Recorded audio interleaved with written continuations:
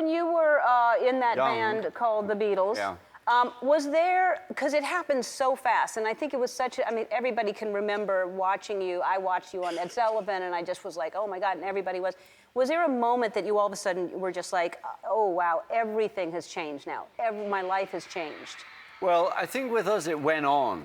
I mean, it went, in Liverpool, we were a club band, and suddenly we did a theatre. That was like a step. And then we had a 45 record, Love Me Do, and that was like, oh, we've got a record. I mean, it was like unbelievable. And only the BBC in England, and they would play it. We would know when they'd play it. It would be like 9:14. They'd play the record, and we'd pull over the car, because we were always in the same car, and listen to it on radio. It was like, it was so, there was a lot of stepping stones. Yeah. But New York, America, was one of the top. It was just incredible. Yeah. And who knew when Ed Sullivan booked us? We didn't know him, he didn't know us, but he saw the crowd. In Europe, we had the crowd, but not in America. And when we got to America, thanks to Murray the K and people like that, we had a #1, and we were big shots. Yeah, you were big shots, and but it was so crazy. That must have been hard to see women just screaming hysterically. Well, they did that a lot of my life. Yeah, yeah.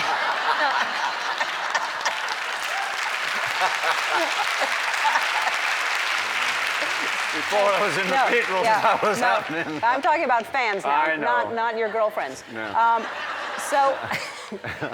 So was that hard, though, to play? Because you feel like, are they listening? Can they hear me? Well, it was part of the life we had, and we couldn't hear us.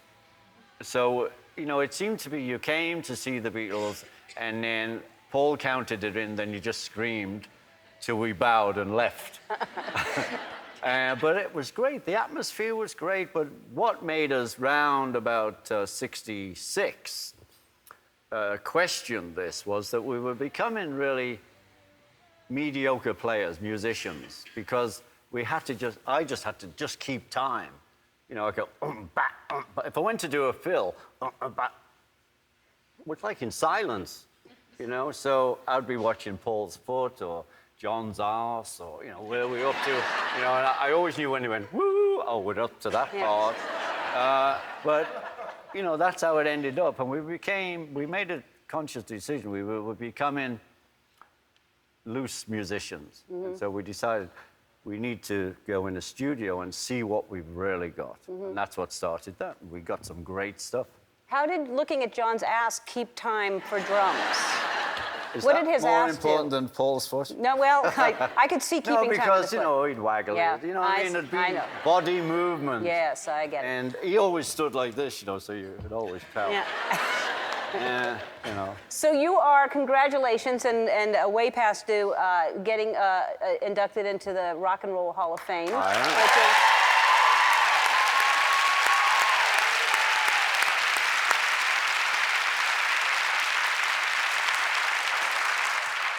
You excited? Oh, yeah, I'm really excited. Yeah, it's going to be great. Why don't you tell? Yeah. No, it's good. Yeah, and Paul will be there. And well, I'm only doing it because of Paul. Mm-hmm. I mean, I wasn't trying to get into the Rock and Roll Hall of Fame, but he was at dinner with a few people, I believe Dave Grohl, Robbie Robertson, someone like that. And Brian was being inducted, the manager. Mm-hmm. And so something in the conversation said, and Ringo's not there. I was there as the Beatle, but not their solo. Yeah.